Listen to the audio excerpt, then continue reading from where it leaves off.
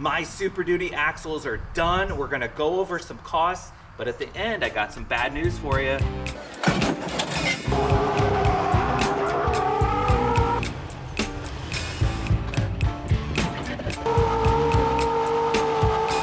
Hello everybody, welcome back to the channel. Thanks for joining us.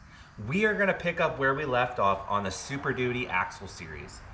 And what you learned in the last video was just some information on your Superduty axles, the 99 to 04 and the 05 and up. Now, we talked about the trusses, the cost of the trusses. The front truss is $325 through Barnes, and the rear truss is $275. What we didn't talk about is what you're gonna pay for a set of Superduty axles.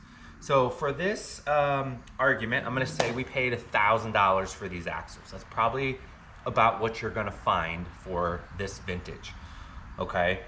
So we've got that cost, we've got the cost of the trusses, and now that these things are done, I wanna talk about gears, setup, all that jazz. So let's just dive right into it here. So I put a Yukon Grizzly front locker in this thing, and you know, you can go any different direction you want there, selectable. You can leave the gears in it and put a lunchbox, but this is what I chose to do, and we're gonna call that $650, okay? The gears, these are Yukon 538 gears, okay? And they are gonna be roughly $400. So we've got those costs. So then you've got your install kit. Install kit's gonna be about $150. Okay, we're quickly picking up some steam here, and you're probably gonna pay roughly $500 to set up the gears. Okay, and then if you don't do the welding yourself, let's say you're gonna pay another $500. Okay, so there's a good amount of money, but we'll tally it all up at the end. Okay, so what are our benefits? We talked about benefits. You've got the, you know, the wider, stouter housing. I don't remember right now what size the U-joints are, but they're monsters. This Dana 50 is still a 30 spline axle, which the splines do neck down at the carrier, but you can upgrade these axle shafts. Let me show you the gears real quick. I got a little bit of pushback about the gears. Why would you put in a Dana 50? Okay, well, a Dana 50 has a 9-inch ring gear. A Dana 44 has an 8.5-inch ring gear. There is a added benefit to the Dana 50. Yes, it's still 30 spline, but you've got a 9-inch ring gear. I actually have a little bit of video for you from my axle builder, so let's check that out real quick. All right, I've got the Dana 50 up on stands now, so we're gonna go ahead and get started installing the front locker and gears.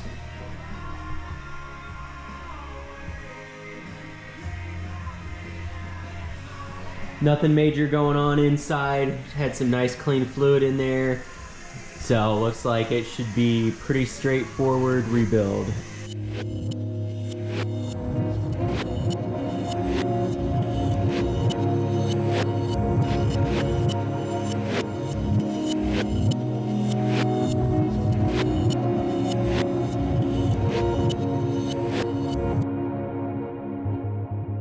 All right, and switching gears, I make myself laugh, to the 410.5. We've got the ox locker in here, again, 538 gears. These are from Revolution Gear. And so let's talk these costs. You're gonna spend about $1,200 on an ox locker. Again, depending on what you go with, ARB, what have you, adjust those costs. Gears, $325, okay? Install kit, $150. Again, you're gonna spend, let's say $500 for somebody to set this up if you can't do it yourself. And let's say $500 to weld up the truss if you can't do it yourself. So, all said, both axles, we are at about $5,500. Now, that's a lot of money. That is a lot of money, do not get me wrong. But think of it this way. You're a TJ guy, you're an LJ guy, you wanna buy Rubicon 44s, okay? You're gonna spend at least $3,500 for a set, okay? You're gonna buy axle shafts. You're gonna buy, hopefully, trusses to truss these things up if you're gonna run big boy axles. You know that the rear Rubicon locker is garbage, so you're gonna have to put something in there, be it Ox, ARB, Detroit, Yukon. So you're about at the same money, to be honest with you guys.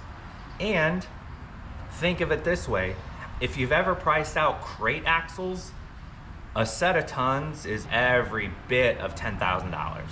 So I would say that we are winning at this Junkyard axle build.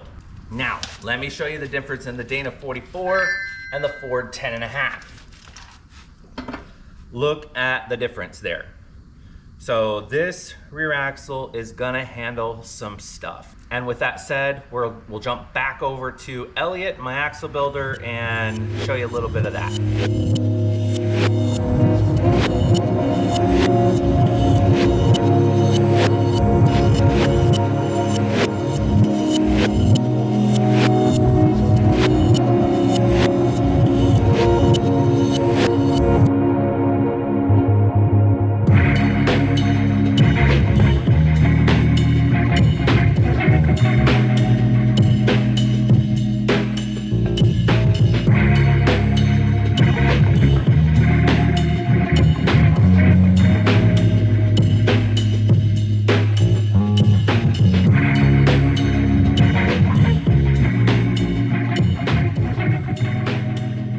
Okay guys, that brings us to the end here. At the end of the day, you're gonna have to decide if this amount of money is worth it to you to run a 40-inch plus tire. If you're never gonna see that size tire, you're probably gonna be okay with a set of 44s. Completely up to you.